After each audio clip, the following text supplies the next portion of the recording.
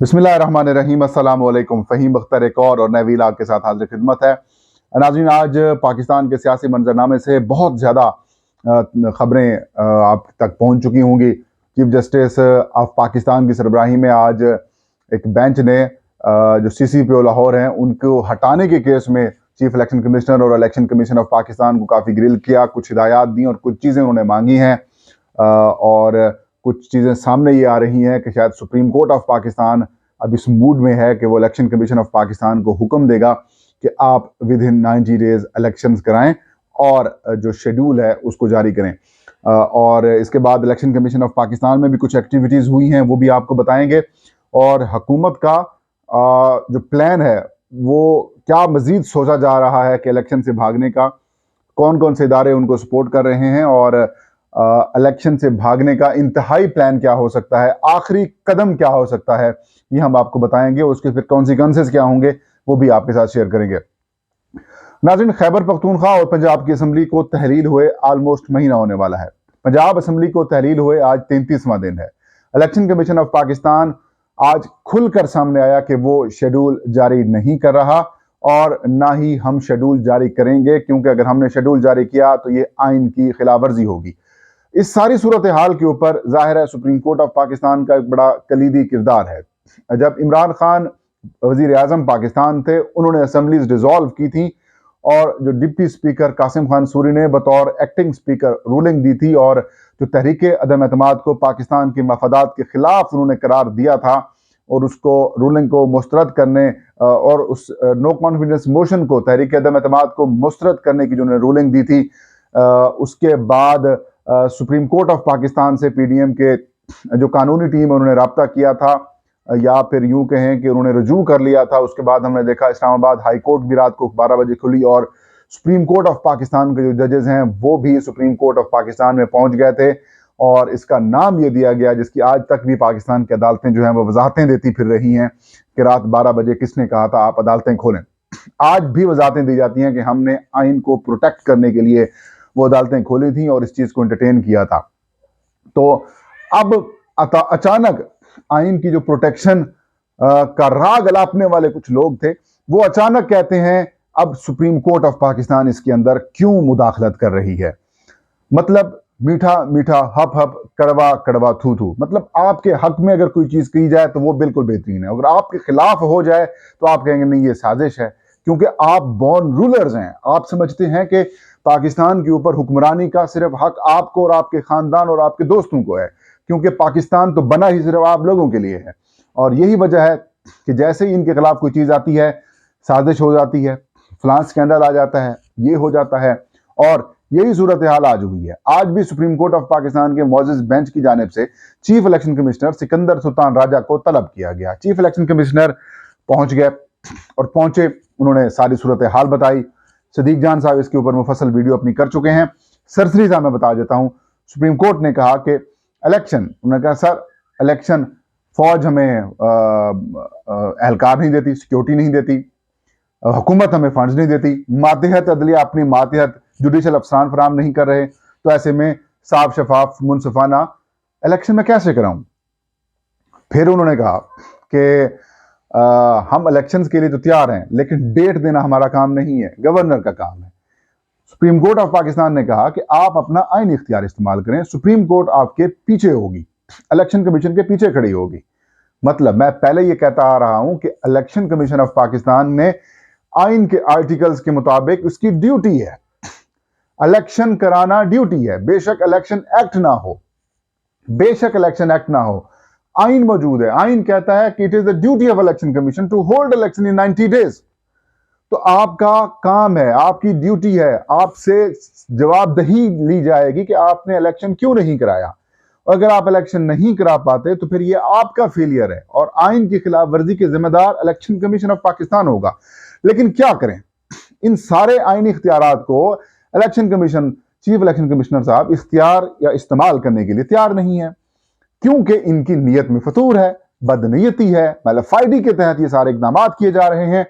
अगर आप इलेक्शन जो है वो गवर्नर डेट नहीं दे रहे, सुप्रीम कोर्ट से पहले आप रजू कर लेते हैं।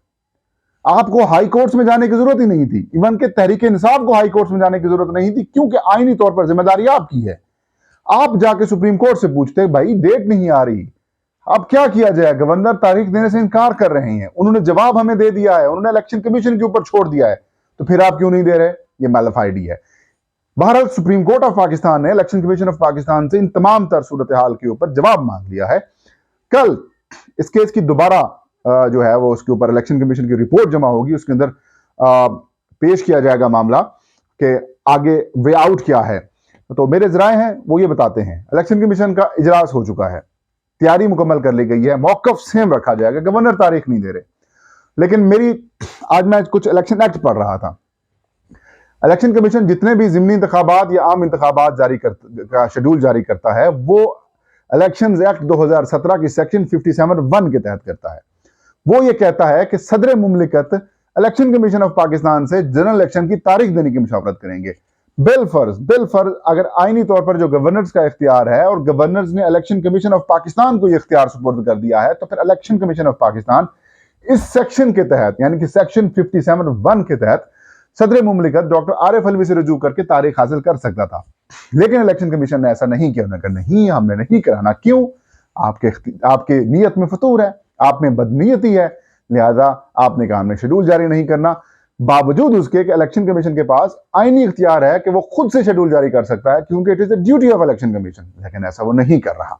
वजह यही है, इलेक्शन नहीं कराना, हमने पीडीएम की हुकूमत को प्रोटेक्ट करना है, हमने किसी सूरत दो सूबों में अलग, कौमी असम्बली में अलग और 2 सूबों में अलग इलेक्शन नहीं होने देना। लिहाजा मामला ये है। अब प्लान ये है कि सुप्रीम कोर्ट ऑफ पाकिस्तान की तरफ से, क्योंकि सुप्रीम कोर्ट